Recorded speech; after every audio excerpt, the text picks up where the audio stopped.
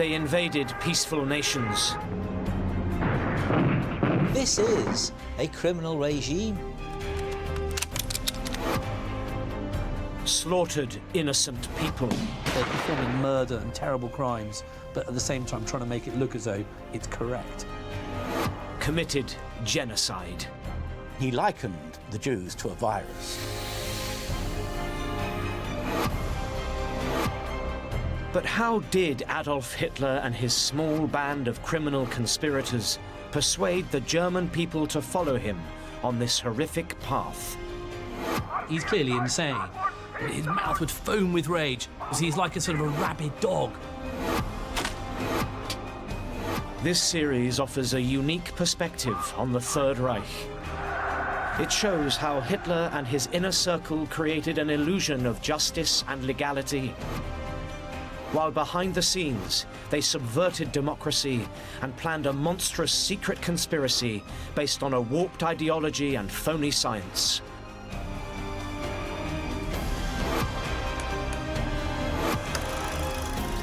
It's the story of a gangster regime that used not only violence and suppression, but which carefully groomed the German people into willing complicity in the worst crimes in history.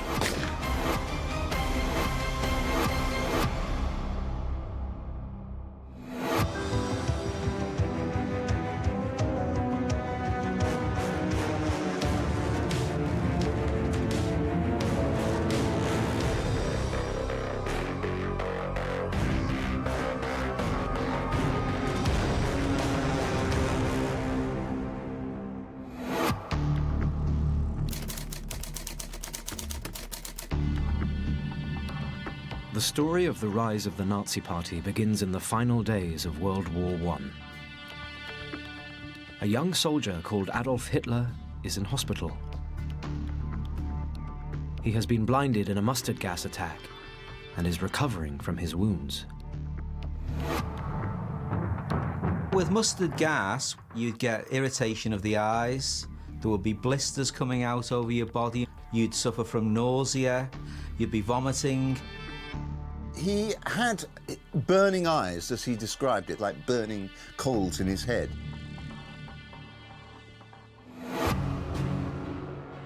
Austrian by birth, Hitler makes Germany his home.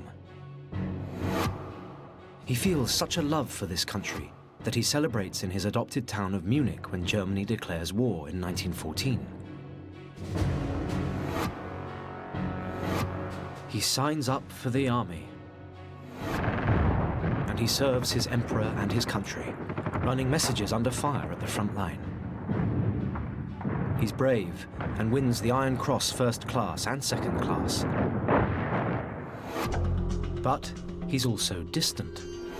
He is seen by his colleagues as a peculiar misfit. They thought he was a weirdo, an odd fish. He never made friends easily.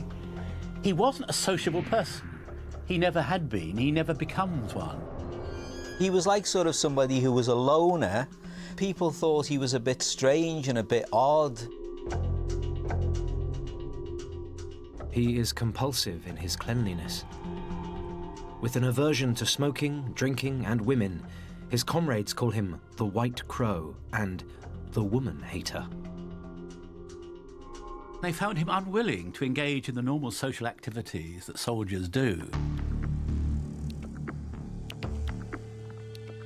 Gaunt, weak, and delirious, half blind from gas, this is a very different Adolf Hitler from the man who will terrorize Europe.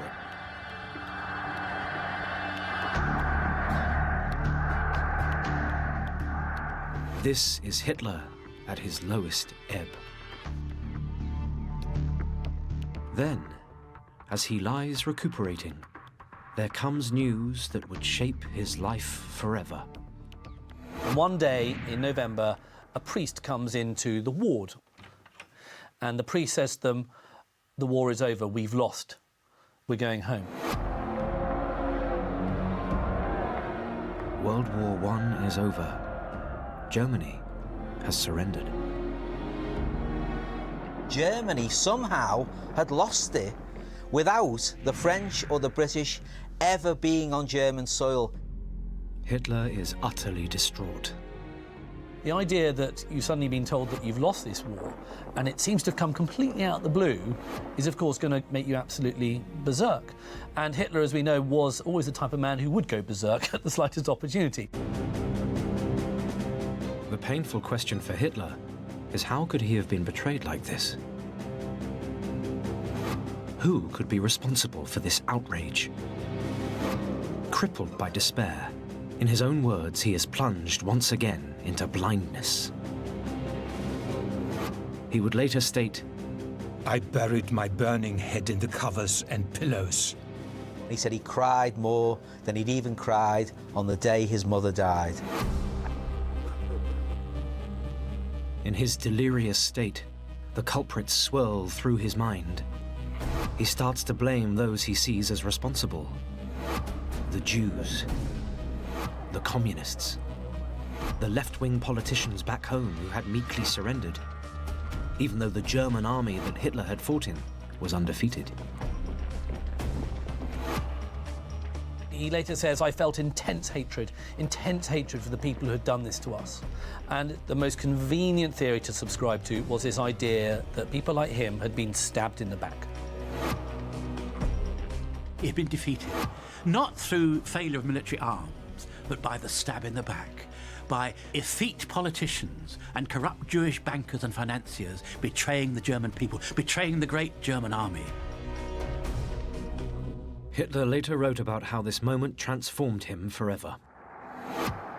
When I was confined to bed, the idea came to me that I would liberate Germany, that I would make it great. I knew immediately that it would be realized. There is another version of how he acquires his destiny. The story goes that during his hospital stay, Hitler was hypnotized by a psychologist, Professor Edmund Forster. Forster was treating Hitler's blindness, which he diagnosed as hysterical. In other words, caused by some mental trauma rather than physical injury due to gas. And Forster said, sit up, man, how dare you give in to weakness? So he sits up and he said, lesser men will stay blind, but greater men, titans, they'll overcome their blindness. Are you a titan? Using a candle, he convinces Hitler that if he could see the flame, then it would be proof of his uniqueness as a human being, and his destiny one day to lead Germany to greatness. Where he's got this Svengali figure hovering over him saying, Adolf, one day you will be the future rabble-rousing leader of Germany and you will lead Germany back to becoming the greatest power in Europe.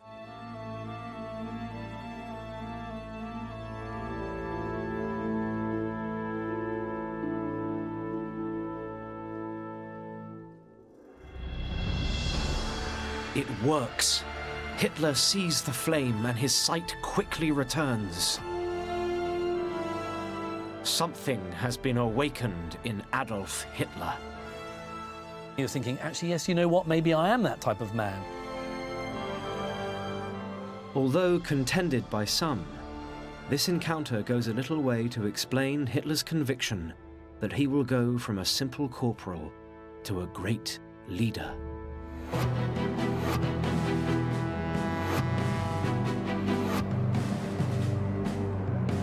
Just days after the German surrender, Hitler emerges bewildered and battered into a world in total chaos. The once proud German people are wretched and downtrodden. There's poverty and starvation. The emperor he had fought and suffered for has abdicated. Law and order is breaking down. A revolution is sweeping across the country. For a patriotic German soldier, there is nothing. The German army is being disbanded. He has no education, no social standing, zero prospects. He returns to his chosen home, the Bavarian city of Munich. Munich was in total political chaos at the end of 1918, beginning of 1919. What he witnesses from his dingy apartment in the city is frightening. There'd been a socialist revolution, a Marxist was running Bavaria, the socialists were in power. The old order is out. Chaos reigns. Leftist thugs are fighting running battles with militants from the right. Violent confrontations between the two sides are commonplace. There were fights, bitter fights on the streets every night. Bloody battles. I mean, hundreds. There are 700 deaths in something like 8 months. To Hitler, the hated Marxists are the enemy within. They are dangerous as they are part of an international movement with no sense of patriotism. Communism despises the very idea of nationhood and has no respect for the German nationalism that Hitler so admires.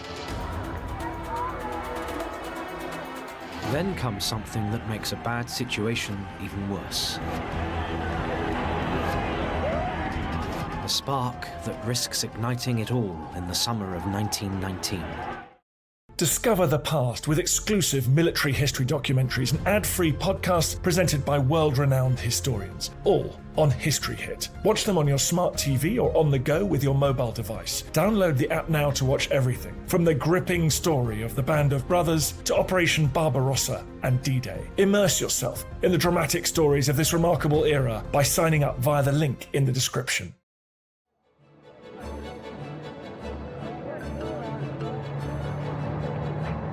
Across Europe, the victorious Allies are gathering in Paris. On the 28th of June 1919, they and Germany sign a momentous document, the Versailles Treaty. There is widespread rejoicing on the streets. But for Germany, Versailles spells catastrophe. The treaty demands revenge for World War I. It's a further humiliation which deeply affects Hitler. He cannot accept that Germany deserves such unjust treatment.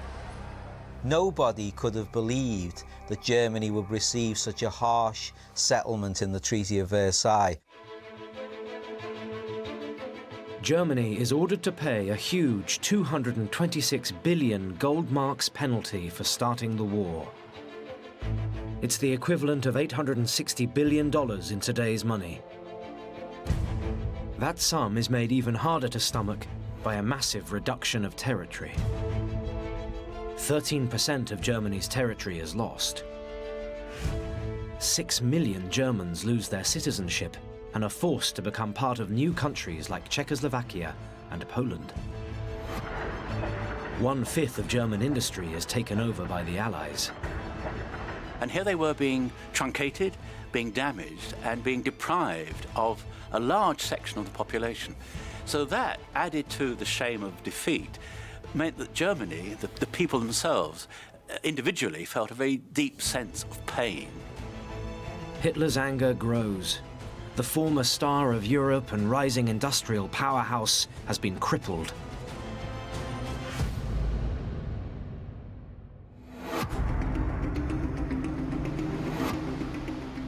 In Germany, most people just breathe deeply and try to get on with life. A new democratic government takes shape. It is called the Weimar Republic and is named after the German city where it was founded. Created in August 1919, it is designed to replace the autocratic, militaristic rule of the Kaiser and his generals.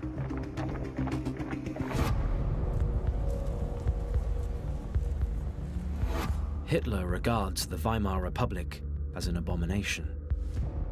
To him, it is weak, dominated by the very same Jewish and liberal politicians who had stabbed Germany in the back and surrendered in World War I. But at this stage, he can do nothing about it.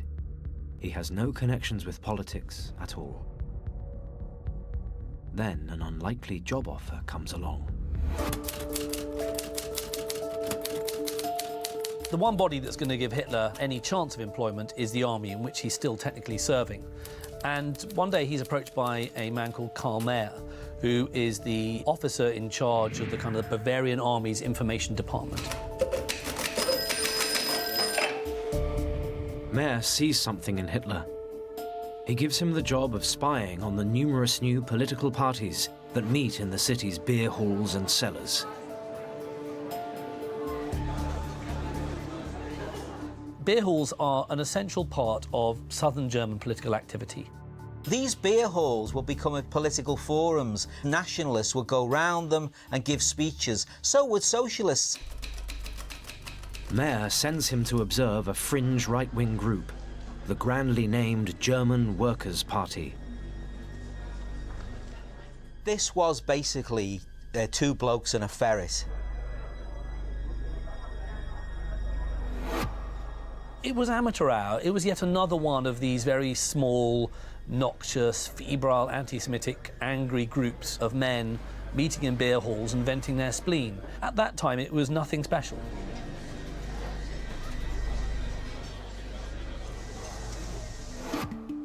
In the autumn of 1919, Hitler attends their meetings, taking notes for Mayer.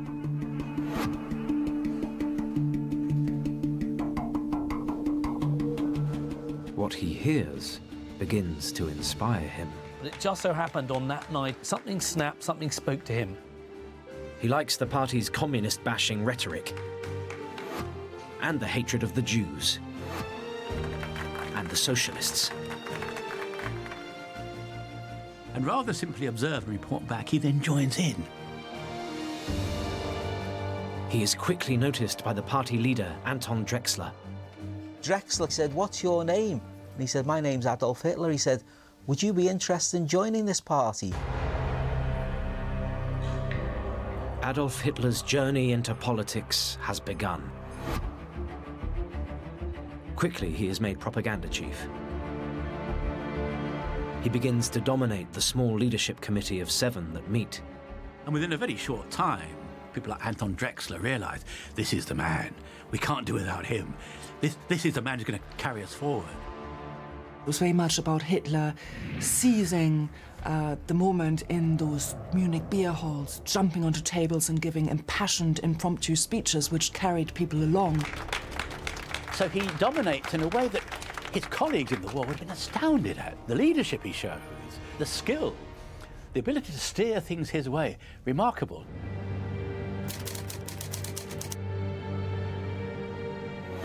In Munich, Hitler develops what will become the foundation of the Nazi Party's ideology, a 25-point manifesto. The 25 points remained sacrosanct all the way through. This was what we were rallying around if we were Nazis. They're like tablets of stone. They're like something out of the Bible. They're like commandments. It was against unfettered capitalism. It was against Jews. It was against anarchy. It was against Bolshevism. Foreign policy goals were simple: to seize back all the lands the Allies had taken at the Treaty of Versailles, and an end to reparations, the crippling payments for the war demanded by the Allied powers. Hitler's great achievement, his genius, I think one is fair to say, was to know what simple ideas to put across.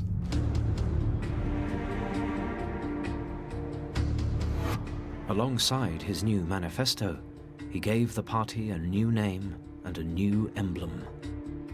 A blood-red flag with the swastika at its heart. One of Hitler's great elements of his political genius is to recognise the power of iconography. The visceral image of black on red really does have a powerful impact on the psyche. There is some genius in the simplicity of its message. The flag becomes the calling card for the new party. It incorporated the colours of the old German Empire with the ancient Aryan image of the swastika. So its colours were a nod to the past, but its symbol felt modern. It plays, of course, on the tradition of the Christian cross. Germany still at this point is an incredibly religious society. It's a very brutal, simple brand. From its beginning, it was a rallying brand. It's a clear symbol with bright colours, and it did look good on flags, and it did look good when they marched down the streets. So he'd given them a clear identification. Along with the emblem comes a new title: the National Socialist Workers' Party, or Nazis. The Nazi Party is born. Hitler tried to fuse the two forces of socialism, which obviously had an enormous appeal to the German working class, and nationalism together in one. By 1921, Hitler becomes leader of the Nazis. At this stage, his new movement does not believe in democracy. He wants to seize power by force. This approach resonates with a new man in the audience at party meetings, a man who will help him take the Nazis to their greatest heights: Hermann Goring. Goring is misfit number 2. Goring is obviously sympathetic to all these rightist ideas, and obviously in the Munich of the early 20s, there's one man who's starting to dominate this political scene, and that's Adolf Hitler. Goring, like Hitler, is a veteran of World War I. But unlike Hitler, his war record is the stuff of legend. He was a star. He was well known. He was a flamboyant character. In those early days, he hadn't yet become the caricature fat man that we are so familiar with today. He was lean and mean and handsome. At first, he served as an infantryman. But then he becomes a pilot and commands not just any squadron, but the most famous of the war, the Red Baron's Flying Circus. He shoots down 22 enemy aircraft and even wins the German Empire's highest award for gallantry, the Blue Max Medal. Then, in the dying days of World War I, the war hero is beaten up by a leftist gang. It is something that will mark him forever.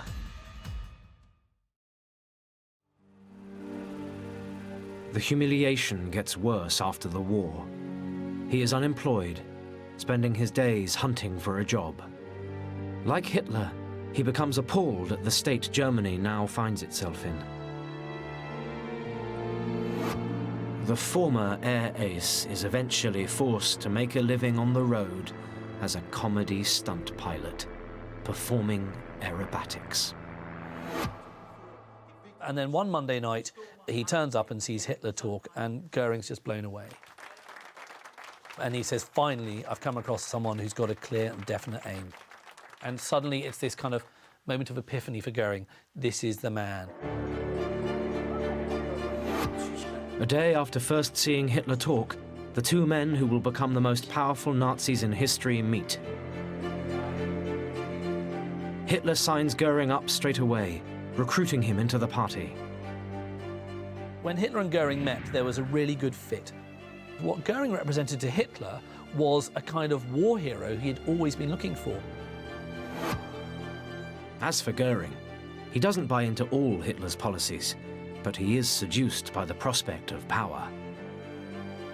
A shrewd, self-regarding individual who sees in the politics of the Nazi Party a means of self-promotion.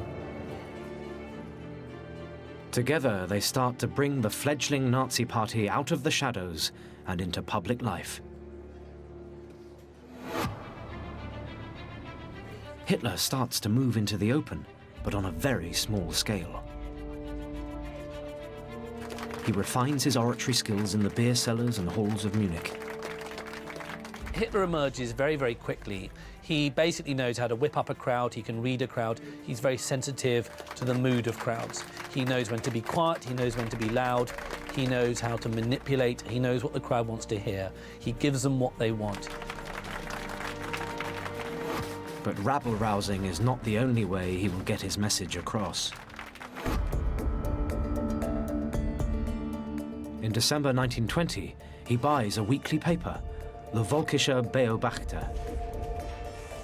He begins to realize that he needs to operate on a bigger scale. He purchases the shares in the Völkischer Beobachter, where the effective use of big headlines, attention-grabbing content and images is combined to forge the image of a party which is simultaneously reactionary in content but incredibly modern. And this illustrates, I think, the Nazis' way of using every form of modern media communication before other parties actually latched onto it. The paper now becomes a major tool in pushing the Nazi message to a wider public.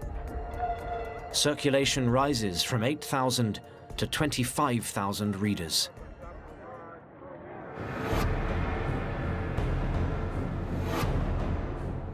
But the Nazis are still only a small fringe organization. If they are to fulfill Hitler's plan of seizing power by force, they need more than newspapers. They need muscle. He's conscious on the streets in disturbed Germany, you need the heavy mob. We've got to remember that politics in Germany at that time was violent, very much militarized. Enter the SA, the Sturmabteilung, Hitler's brown-shirted heavies. The SA are very much the anti-intellectual movement of the Nazi Party. They are disaffected people who have fallen through the cracks of the Weimar system. A lot of them are young men who are unemployed and for whom the promise of Weimar capitalism hasn't really come true. The recruiting message is simple. Come and join a cause. We'll give you a uniform. We'll let you bash heads. We'll let you kick communists and Jews. You'll have a whale of a time, lads. And we'll provide the beer as well. The uniformed SA get involved in street brawls. They eject hecklers from meetings. They intimidate opponents, but they are also ill-disciplined.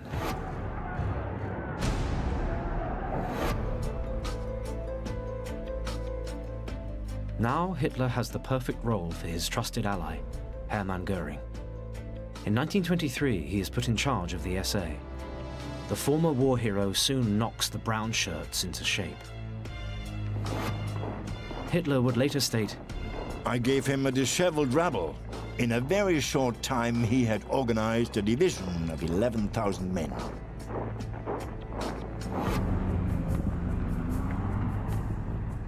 By now, Nazi Party membership is still small, but expanding to 14,000 members from the 2,000 Hitler started with.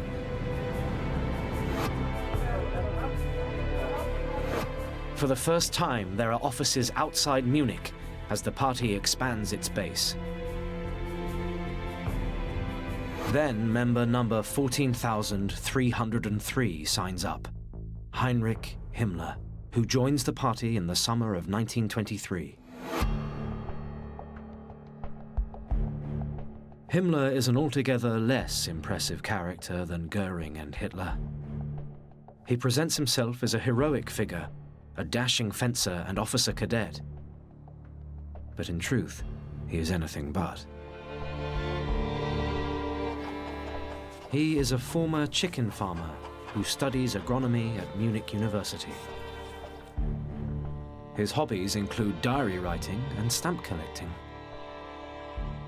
One of the things that drives Himmler is the fact that he's a bit younger and he hasn't properly served in the war. He's born in 1900, and towards the end of the war, he's only in a training battalion. And so he never actually sees service on the front, and this really annoys him. But he comes out of the war almost ashamed that he hadn't done more. His life is sad, to put it in short terms. He seemed to be looking for a cause, something he could relate to, something he could put his great energies into. Himmler is drawn by Hitler's populist message and right-wing beliefs. But he is also driven by his personal loathing of the Jews. In his diary, which has survived, We see him talking about the Jewish question all the way through from about 1918 to 1922, and he talks about the Jews as the scourge of humanity. They have to be removed from society. So he's very strong on the anti-Semitic policy of the Nazis. And of course, Himmler goes on to be the leader of the SS, which eventually plans the final solution. At first, Himmler remains on the margins of the Nazi Party, in a paramilitary group loosely connected to Hitler. There are few indications that he will become the most murderous and feared Jew hater of them all. Nevertheless, the three major Nazi players, the three misfits, who would shape the Nazi Party's future, are now in place. All they need is an opportunity to strike. Now events conspire to help them.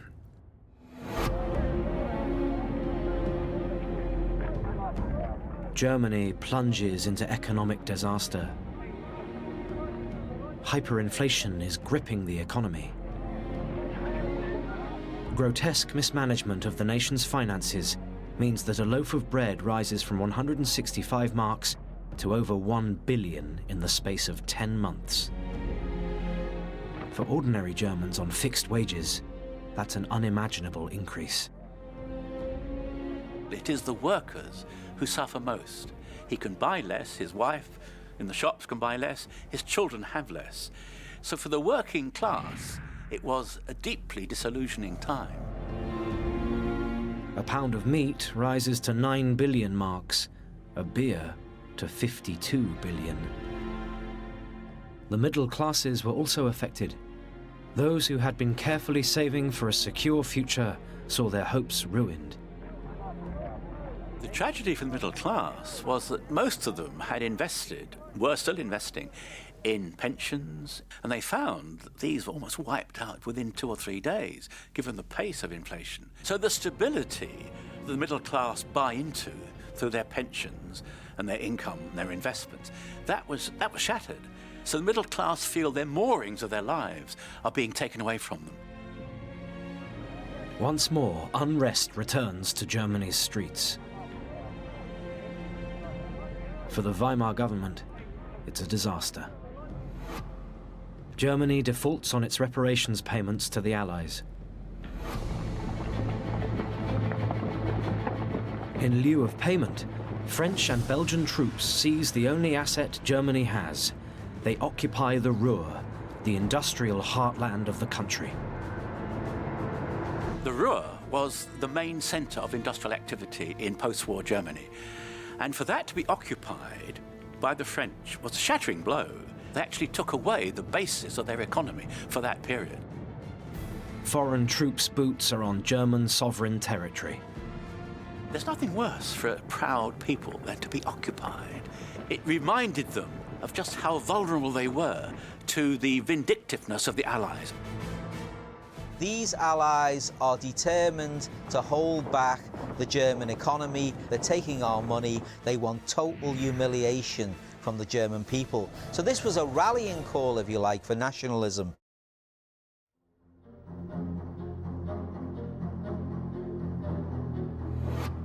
In Munich, Hitler has now risen to head of the Bavarian Kampfbund, a loose affiliation of fellow right-wing revolutionaries. The so-called Combat League, a set of disparate nationalist militarist groups in the early 20s. The group is united by one thing: the Weimar Republic must go. Hitler thinks this is his moment. There's chaos. This is the perfect time for our battle group to actually seize control. The only question is how. The inspiration comes from abroad. Europe's most successful fascist, Benito Mussolini, storms to power in Italy just months before, in October 1922. He has acquired huge popular support and marches on Rome with his 30,000 black shirts.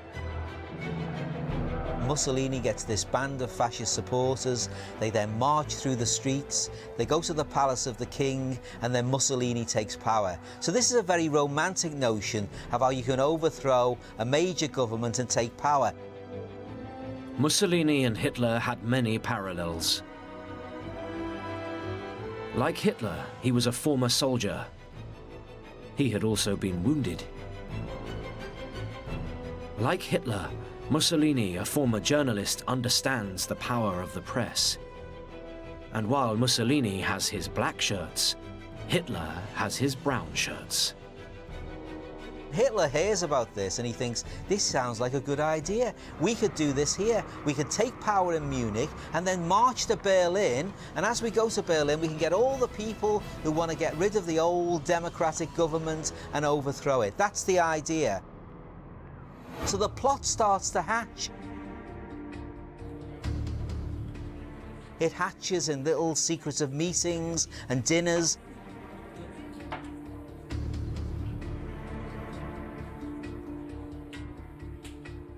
The first challenge is who to lead the revolt. Hitler is well aware he is too unknown to unite the whole of Germany. He needs a figurehead. He has a suitable person in mind. General Erich Ludendorff, national hero of the German right and one of the great commanders of World War I. So Ludendorff had this military position which was highly attractive to the Nazis. They were so pleased he joined their cause. He pressed all the right buttons, we might say. In many ways, you can see Ludendorff as the kind of titular head, the kind of symbolic head of this movement, and whereas Hitler is often referred to as the drummer. He's the one beating on the march. He's the one who's making it go, and it's Ludendorff at its head. And that's kind of how you should see the two roles. But Ludendorff is a very, very important figure. Next, the plotters discuss the mechanics of how to seize power.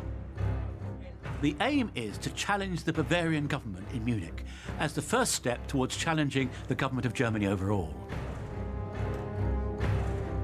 First, Hitler will hijack a major political meeting of the leaders of Bavaria. Present will be the state prime minister, Gustav von Kahr. He would force von Kahr and the leaders of the state police and military to join the coup. Ludendorff would be critical in persuading the three men to come on side. If someone as senior and as distinguished as Ludendorff supported the Nazis and Hitler, then that gave Hitler enormous prestige. With von Kahr and the two others on his side, Hitler believes he can get the army and police to join the revolt. Simultaneously, units, including Himmler's SA group, will take control of the key military and police buildings in Munich. The date is finally set.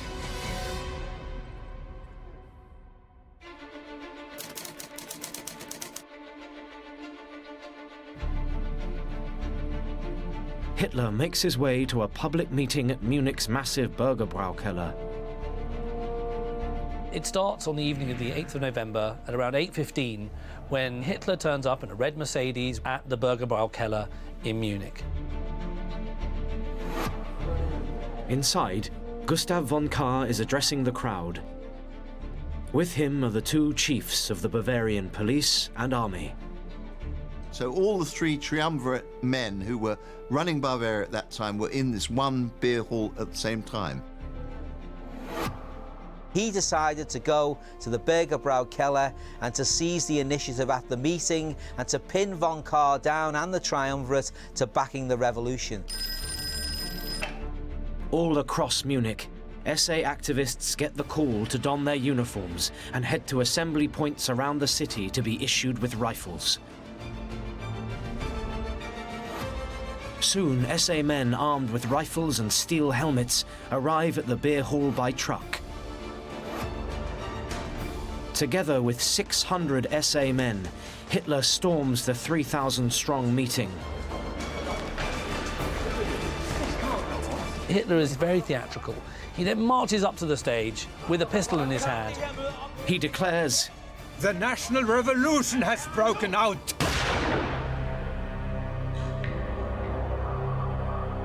Only it hadn't. The leader of the revolution, Ludendorff, wasn't even there. He was late. Hitler now takes the three state leaders into a back room and desperately tries to convince them himself to join the coup. But of course, the Bavarian triumvirate weren't ready or prepared to allow this gutter-snipe orator to take over. As Hitler argues, Nazi sympathizers and brown shirts, including Himmler, continue moving in on military buildings around the city. Hitler has to turn the situation around. Hitler needs these people on side if he's going to succeed. Pistol in hand, he threatens to kill them, but they won't budge. You then have hours of these negotiations going on in which the Bavarian politicians are very reluctant to join Hitler, but Hitler desperately needs them on side. He realizes actually, even though he's got a pistol as a negotiating tool, it can't really be fired at these people. That's not going to work. So he storms back into the main hall of the Bürgerbräukeller to address the crowd. In a desperate speech, he tries everything to win their support. When he makes his impassioned speech in the beer cellar and says, the government is willing to give way to us. They're willing for us to form the next government. They weren't. They hadn't agreed to it. But he claimed that was the case, and he said, outside, the army and the police have come to our side. They hadn't. But they cheer and clap and bawl with delight.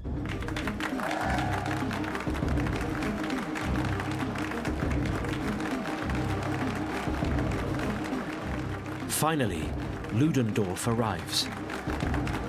The mood is electric.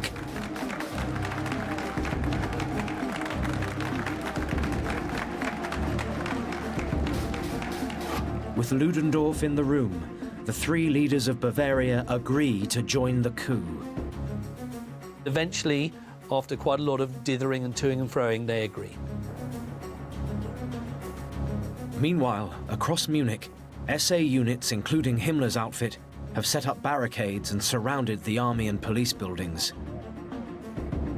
Some army and police units even agree to join the uprising. It seems the coup really might work.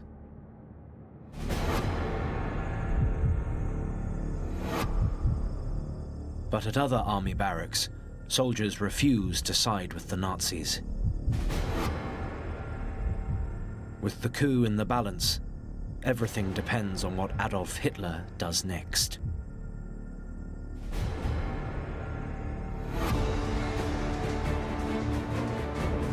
He then leaves, Hitler, he leaves the hall, leaving Ludendorff to keep control of things. As Hitler heads across the city to check on the progress of his putsch, Ludendorff allows the Bavarian leaders to go. Ludendorff very unwisely accepted the word of von Kahr and his two military and police cohorts that they would be good boys and support the putsch, and let them go. Instead, von Kahr rallies troops against Hitler. Kahr goes back on his word and says, no, I'm here to control things. Hitler now returns to the beer hall and makes a critical error. Rather than go out and try to win over more army and police units, he waits, convinced they will come on side anyway. He remains there, passive, for several hours. They stay in the beer cellar for some time, hoping that those outside will come around to their way of thinking. By then, people have sobered up, and it's never quite the same. Meanwhile, as Hitler dithers, in Berlin, news of the putsch reaches the government. It immediately issues a proclamation declaring Hitler and his supporters guilty of high treason. It was high treason. You've got to remember that. To engage in treason, attacking a sitting government, was no small beer. The conspirators back in Munich are now all staring at the death penalty. But it is Ludendorff who takes charge. And at one point you have Ludendorff in this fantastic Prussian way goes, "Wir marschieren, we will march."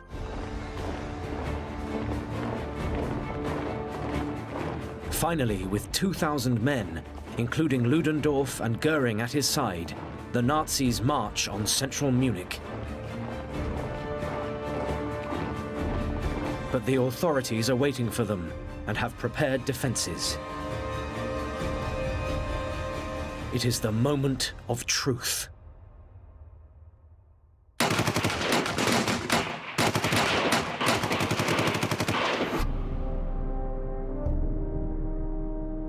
"16 Nazis are killed.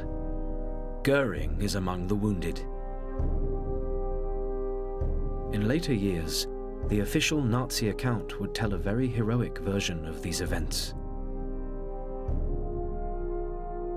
Few mentioned the 4 dead policemen. Nor did people dwell on how Hitler and Himmler fled the field of battle. Hitler escapes in an ambulance, runs away from the scene of the crime, if you like. Not really that heroic when you look at it. And he ends up being arrested a couple of days later. And then, of course, he's put on trial for high treason. So really, why it's called the beer hall putsch is that Hitler, for a little bit, took over a beer hall. It was very clear that Hitler didn't really know what to do. And of course, you know, in later retellings by the Nazi Party, this was a very definite, prearranged, purposeful night. But of course, it was just a muddle. It was a muddle by amateur revolutionaries who really didn't have the means or the ability to actually mount a proper coup. And so, the putsch becomes a cause for celebration in Nazi mythology and an annual act of remembrance in the Nazi calendar. And he erected these enormous shrines to them right in the heart of Munich, very close to where they had been shot down. And on the anniversary of the putsch, each year on November the 9th, the Nazi leaders, getting steadily more portly, dressed themselves in their old brown uniforms that they'd worn at the time of the putsch, Goring and Hitler in the front rank of the marchers, and would parade through the streets of Munich, and this became a piece of theatre to the muffled drum rolls. No one was allowed to speak. There was just total silence as the Nazi leadership paraded through and reenacted the putsch. Each year they did this, and they continued to do this right up until 1939, when a lone would-be assassin, a left-wing worker called Georg Elser, detonated a bomb in the beer hall where the putsch had started, almost wrecking it, and after that the marches were discontinued. But back in 1924, it seems as if it is all over for Adolf Hitler. He is arrested. His Nazi party is disbanded for starting a coup. His newspaper, the Völkischer Beobachter, is also banned. Nevertheless, even though he seems to be facing disaster, Hitler has learned a crucial lesson that will ultimately carry him to power. Being on the fringe of politics won't work. Most people don't support parties that try to seize power through force. If he wants to fulfill his destiny and become the leader of Germany, he will have to find another way. The main lesson that Hitler learnt from the putsch was that violence doesn't work, especially unsuccessful violence. He realised that if he was going to come to power, he'd have to do so legally. You do it constitutionally by using the electoral system. We'll carry people with us. We don't need a majority even. We just need to be dominant in our thinking. So, even though Hitler's coup looks like a total failure, in fact, the rise of the Nazis is only just beginning.